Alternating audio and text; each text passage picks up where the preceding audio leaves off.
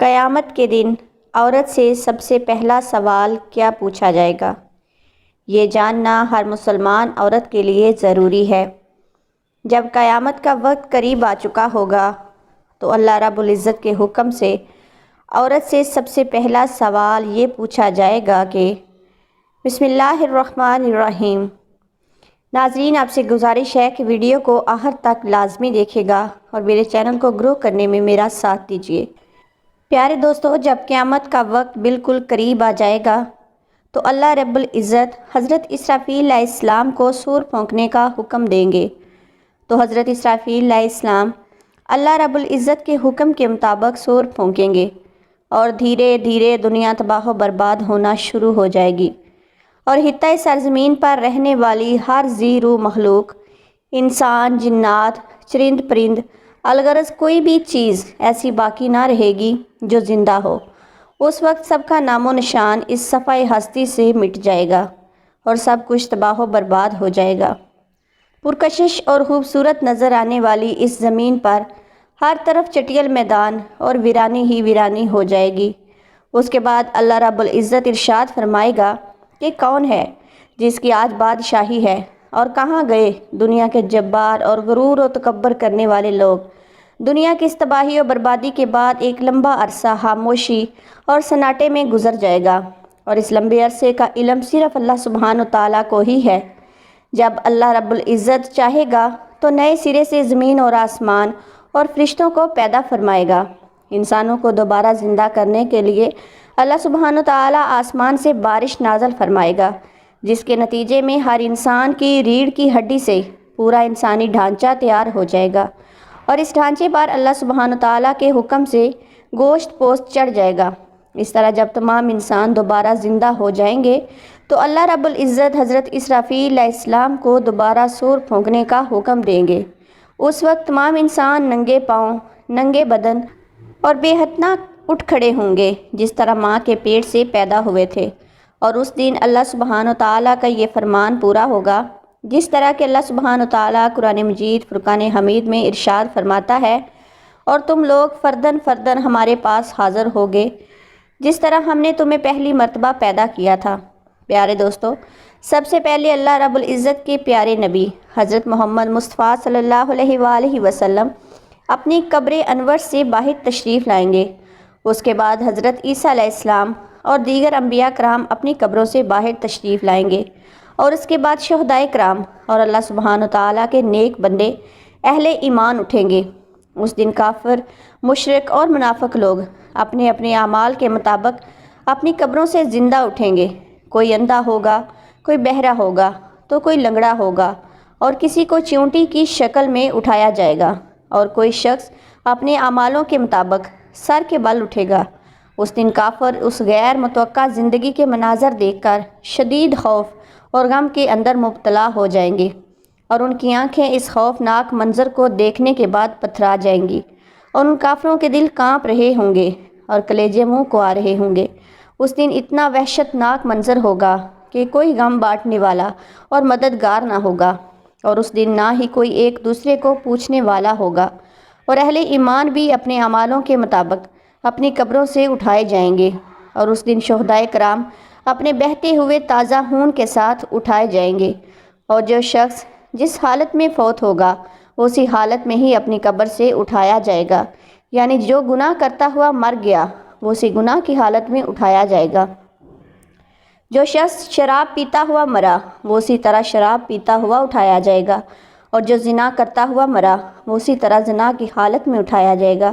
پیارے دوستو، اس طرح جب تمام مخلوق زندہ ہو جائے گی اور اپنی اپنی قبروں سے باہر نکل آئے گی، پھر اس کے بعد قبروں سے اٹھتے ہی انسان پر دو فرشتے مقرر کر دیے جائیں گے، اور وہ فرشتے تمام انسانوں کو میدان محشر میں پہنچا دیں گے۔ پیارے دوستو، آپ کو بتاتے چلے کہ میدان محشر ملک شام کے علاقے میں قائم ہوگا، اور بھی لوگوں کو اپنی اپنی قبروں سے اٹھ کر اس میدان میں جانا ہوگا۔ کفار میں سے جو لوگ اندھے اٹھائے جائیں گے وہ ٹھوکریں کھاتے گرتے پڑتے میدان حشر میں پہنچیں گے، اور جو لوگ چیونٹیوں کے جسم میں اٹھائے جائیں گے وہ لوگوں کے پاؤں نیچے روندے جا رہے ہوں گے، اور جو لوگ سر کے بال اٹھائے جائیں گے۔ وہ لوگ انتہائی ذلت اور رسوائی کے ساتھ میدان محشر میں پہنچیں گے اور بعض کافروں پر آگ قائم کر دی جائے گی جو ان کافروں کو ہانک کر میدان محشر کی طرف لے جائے گی، اور اہل ایمان بھی اپنے عقائد اور اعمال کے مطابق میدان محشر میں پہنچیں گے۔ بعض اہل ایمان پیدل پہنچیں گے اور بعض اہل ایمان اونٹوں پر سوار ہو کر میدان محشر میں پہنچیں گے۔ کسی اونٹ پر ایک آدمی ہوگا تو کسی اونٹ پر 2 آدمی سوار ہوں گے، حتیٰ کہ کسی پر 10 آدمی بھی سوار ہوں گے۔ اس دن اللہ رب العزت کی ساری مخلوق اس خوفناک جہاں میں چپ چاپ ایک ہی منزل کی طرف رواں دواں ہوگی، اور وہ منزل میدان محشر ہوگا۔ اس دن کسی کو اونچا سانس لینے کی بھی جرأت تک نہ ہوگی۔ اس دن ہر شخص کو یہ احساس ہوگا کہ آج حساب کا دن ہے، اور آج اپنے اپنے اعمالوں کا دن ہے، اور آج اپنی زندگی میں کیے گئے تمام گناہوں اور نیکیوں کا پھل ملنے والا ہے۔ اس طرح جب تمام مخلوق میدان محشر میں پہنچ جائے گی تو اس وقت اللہ سبحانہ تعالیٰ کی طرف سے یہ اعلان کیا جائے گا، آج کے دن سب لوگ علیحدہ علیحدہ ہو جاؤ۔ اس وقت تمام لوگ الگ الگ گروہوں کے اندر تقسیم ہو جائیں گے، اور کافر اور مشرک اپنی زندگی میں جس جس چیز کی پوجا کیا کرتے تھے اور جس جس کو اپنا خدا مانتے تھے وہ اسی گروہ میں شامل ہو جائیں گے، اور دوسری جانب ایمان والوں کو ان کے اعمال کے مطابق الگ الگ گروہوں میں تقسیم کر دیا جائے گا۔ پیارے دوستوں، میدان محشر میں تمام لوگ ننگے پاؤں اور ننگے بدن ہوں گے۔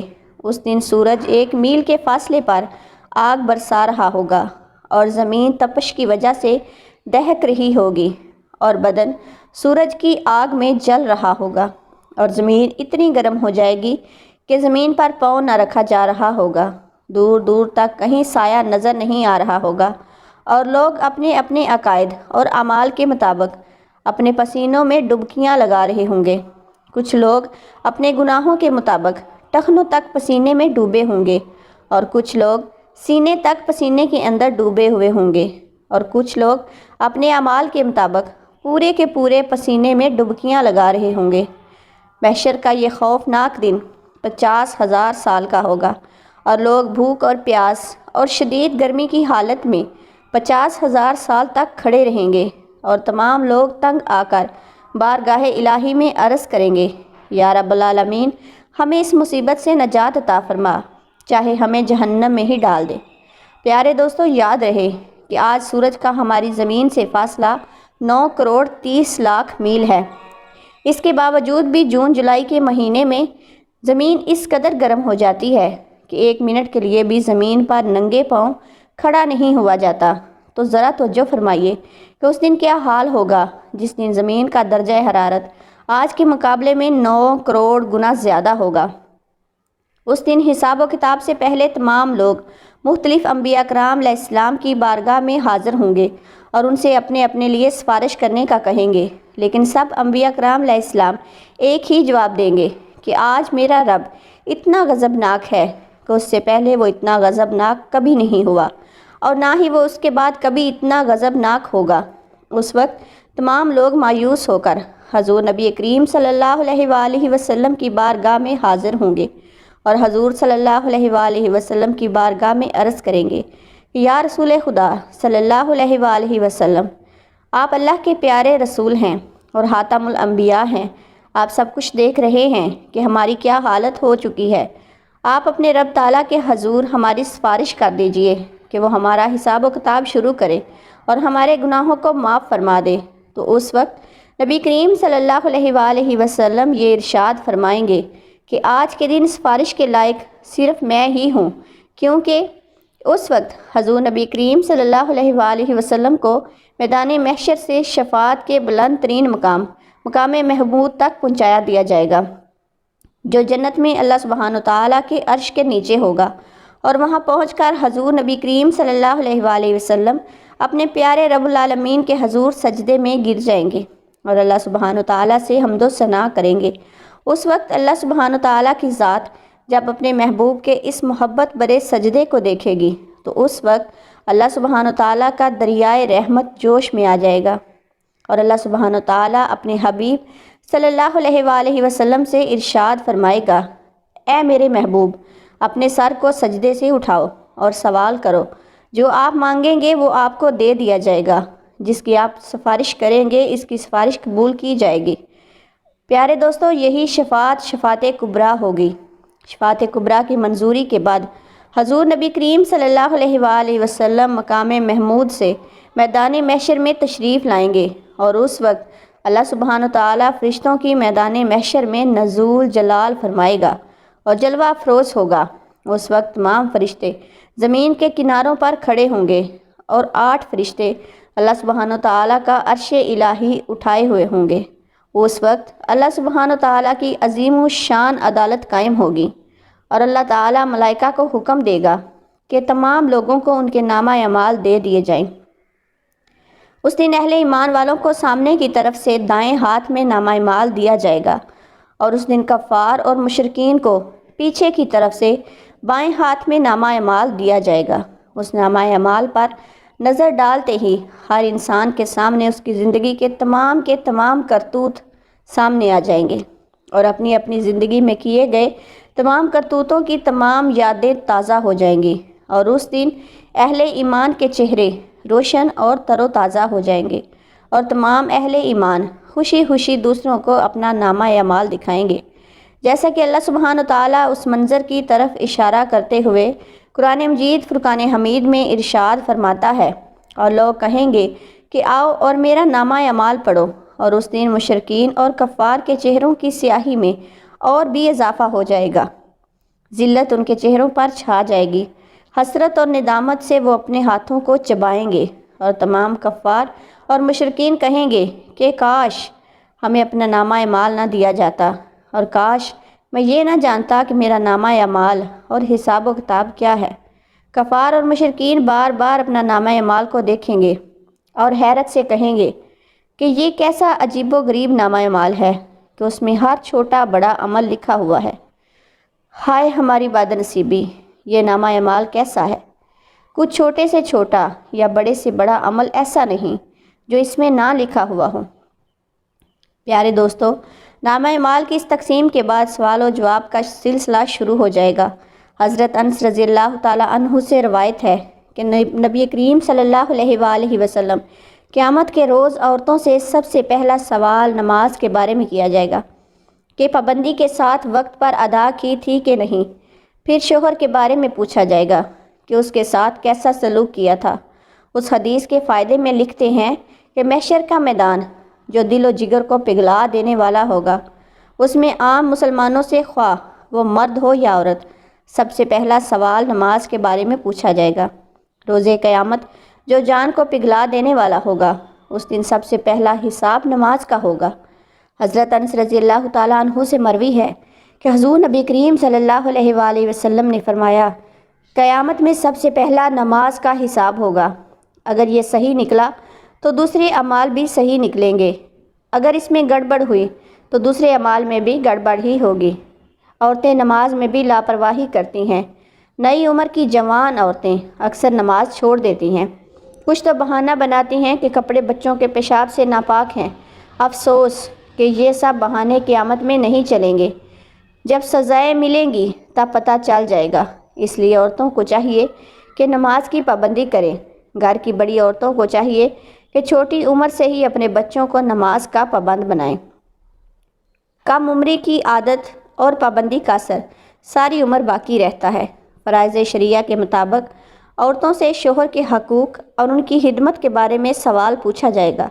آج کل کے دور کی وہ عورتیں جو ملازمت کرتی ہیں، آفسز میں، دفتر وغیرہ میں کام کرتی ہیں، وہ اپنے شوہر کی خدمت میں لاپرواہی کرتی ہیں۔